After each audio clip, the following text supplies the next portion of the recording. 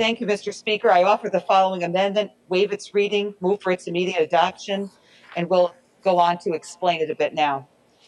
The bill in chief repeals provisions of Chapter 23 of the laws of 2020, terminating the governor's authority to issue directives pursuant to Section 29A of the executive law. However, the bill in chief also provides for a process by which the governor may extend or modify existing directives, provided such directives are certified as public health directives related to managing the COVID-19 pandemic, and authorizes the legislature by concurrent resolution to terminate a state of emergency declaration pursuant to Section 28 of the executive law.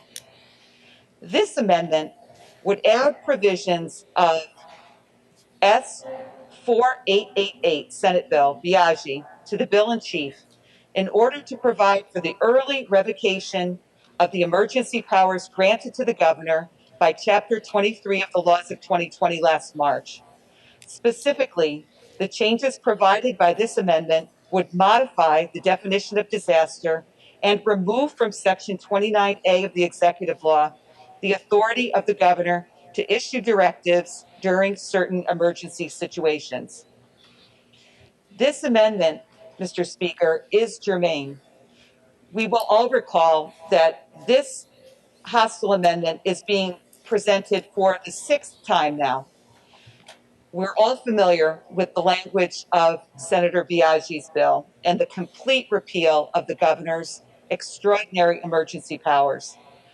It is germane because both the amendment and the bill in chief are both aimed at modifying the expanded emergency powers of the governor under Section 29A of the executive law. Both the bill in chief and the amendment would revoke immediately the authority granted to the governor by Chapter 23 of the laws of 2020, permitting him to issue directives related to the COVID-19 pandemic. The bill in chief provides for a process by which existing directives issued by the governor can be continued and modified going forward, while the proposed amendment seeks to end the practice of gubernatorial issued directives altogether by allowing existing directives to expire. Therefore, both the amendment and the bill in chief have to do with the appropriate scope of the governor's powers and his ability to issue directives in the midst of this COVID-19 pandemic or state of emergency. Certainly, Ms. Walsh, you have finally found a bill to attach it to that makes it germane. So we rule that the chair has examined your amendment and found it to be germane to the bill before the House. On the amendment. Thank you, Mr. Speaker. The sixth time apparently is the charm. So here's why we are so persistent in continuing to push and push and push to try to attach this amendment for a complete repeal of the governor's authority and extraordinary emergency powers, which he has had for the past year. I was thinking about what I was going to say this morning, and really what it comes down to, in my mind, is very simply trust. Trust. Trust in our elected officials, trust that we have as a co-equal branch of government with the executive branch. Do we trust that the governor will use or misuse the emergency powers that he has been granted by the bill that was passed last March? I think that as we have gone through the past year, what started as a very hopeful feeling that I had, the governor holding numerous press conferences, when in the past his reputation was such that he did not normally meet routinely with the press. It seemed like he was really trying to get out there and speak to the public and inform us and comfort us and show us a path forward through this pandemic. And it was something that was welcome, and it was leadership that was needed. As we have gone through, though, this last year, things have changed. A lot has changed.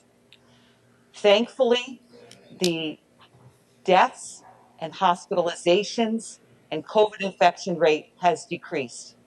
That alone would indicate that having the governor maintain the level of authority and one person having that much power is not necessary anymore. It is time, as we've said time and time again, to return to the regular order of business, where the legislature, instead of abdicating its responsibilities to act as a co-equal branch of government, comes back in finally and says, now we are going to step forward. We are going to provide a necessary check on the previously unchecked power of this governor.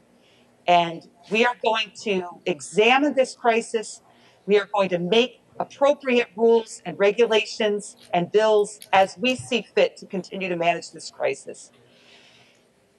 Trust, right?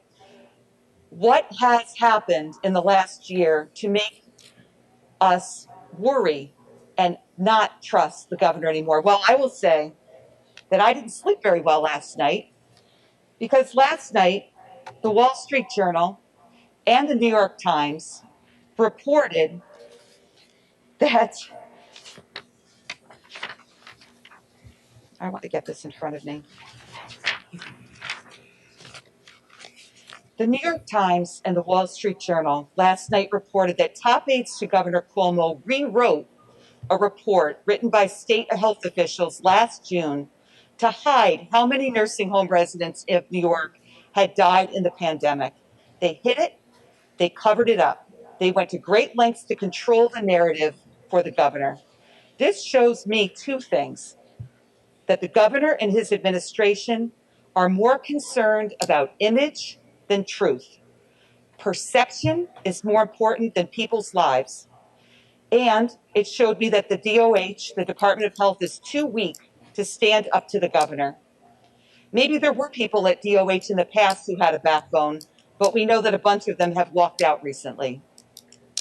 Why then should we, as it states in the bill in chief, give sole discretion to the Department of Health's Commissioner Howard Zucker about anything?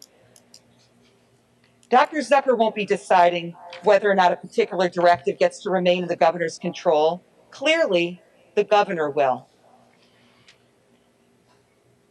I no longer trust, if I ever did really, that the governor will handle these extraordinary powers well, with responsibility and with respect to the legislature as a co-equal branch of government. I am deeply, deeply disappointed. And I believe that it is only by completely repealing the governor's powers that we can right this situation and right this ship of government. For those reasons, I believe that we must completely repeal, as the hostile amendment indicates, the governor's extraordinary executive powers. Thank you.